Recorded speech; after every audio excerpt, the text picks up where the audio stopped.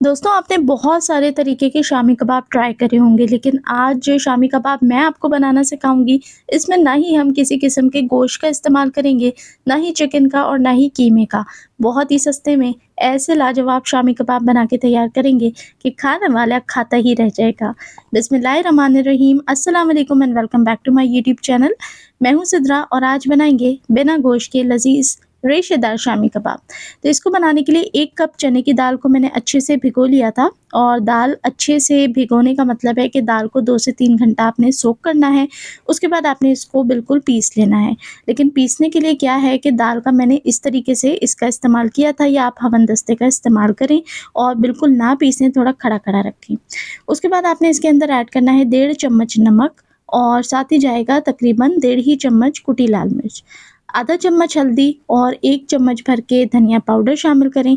अभी मैं ऐड कर रही हूँ गरम मसाला 1 चम्मच और ये गया है ज़ीरा पाउडर दरदरा कर लें तकरीबन 1 चम्मच। अब इसमें पेपरिका पाउडर कलर के लिए शामिल करा है मैंने 1 चम्मच और यहाँ वो मैजिकल मैं सीक्रेट इंग्रेडिएंट ऐड कर रही हूँ, जिसकी वजह से जो कबाब हैं उसमें बिल्कुल गोश्त के कबाब का जायका आ जाएगा।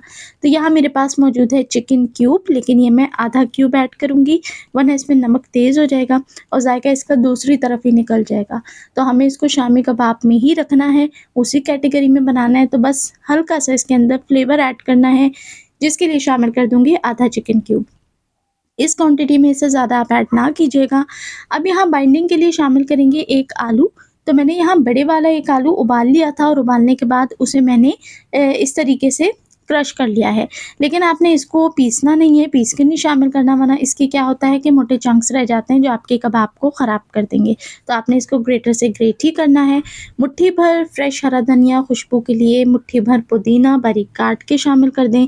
1 मीडियम साइज़ की प्याज को बारीक चॉप करके ऐड करें और प्याज आपने बिल्कुल छोटे-छोटे चॉप करने हैं। अब बारी आ जाती है इसमें बाइंडिंग की और इसको क्रंची, क्रिस्पी बनाने के लिए, बिल्कुल जैसे कि स्ट्रीट स्टाइल कबाब बन के तैयार होते हैं, सेम ये वैसे ही बन के रेडी होंगे। तो इसमें जाएगा 1/3 कप कॉर्नफ्लोर। अब यहाँ पर देखिए आपने इसे अच्छे तरीके से मिक्स करना है। इसके अंदर मज़ीद किसी चीज़ की, किसी अंडे वगैरह की फ़िलहाल ज़रूरत नहीं है।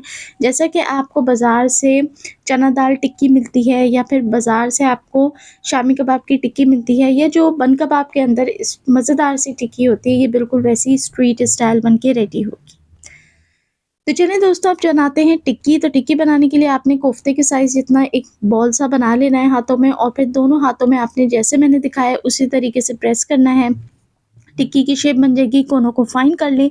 अब मैं आपको वो टिप और सीक्रेट बता रही हूँ जो बिल्कुल स्ट्रीट स्टाइल स्नैक्स में यूज़ किया जाता है। आपने देखा होगा एक ख़ास शेप होती है उनकी टिक्की की, तो आपने काउंटर पे इस तरीके से इसको बनाने के बाद रब करना है, तो इसके कॉर्नर्स जो हैं वो स्क्वायर हो जाएँगे। इस तरीके से बाउंड्री नुमाया हो जाएगी और बिल्कुल गोल टिक्की स्टाइल बन के तैयार होंगे। एक बार फिर देख लें, ये देखें जी, ज़बरदस्त सी टिक्की बन जाएगी और मैं सारी टिक्कियाँ इसी तरीके से बना के रेडी कर लूँगी। तो यहाँ देखिए माशाल्लाह अल्हम्दुलिल्लाह सारी टिक्कियाँ मैंने इसी तरीके से एक साइज़ की बना के रेडी कर ली हैं। तो दोस्तों इसी दौरान आप सभी लोगों से गुज़ारिश है, अगर आपको मेरा चैनल, मेरी वीडियोज़, मेरी रेसिपीज़ पसंद आ रही हैं तो वीडियो को लाइक करें लाज़मी, और चैनल पे पहली बार आए हैं तो जल्दी से चैनल को कर लें सब्सक्राइब और बन जाए मेरी यूट्यूब फैमिली का हिस्सा।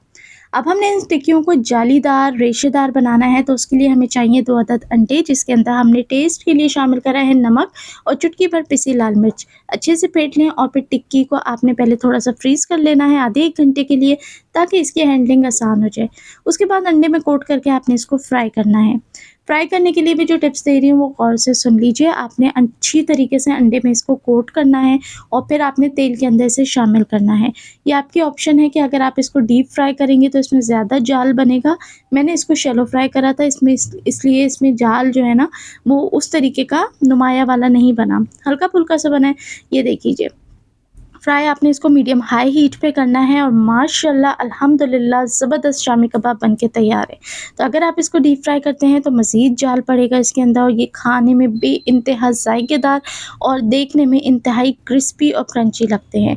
तो मेरी रिकमेंडेशन पे एक बार इस रेसिपी को ज़रूर ट्राई करें। इंशाल्लाह आपको, आपके मेहमानों को, आपके घर वालों को बेइंतहा पसंद आएगी। रेसिपी कैसी लगी नीचे कमेंट करके ज़रूर बताएँ। अच्छी लगी हो तो वीडियो को लाइक शेयर लाज़मी करें। देखने वाले सभी लोगों का बेहद शुक्रिया।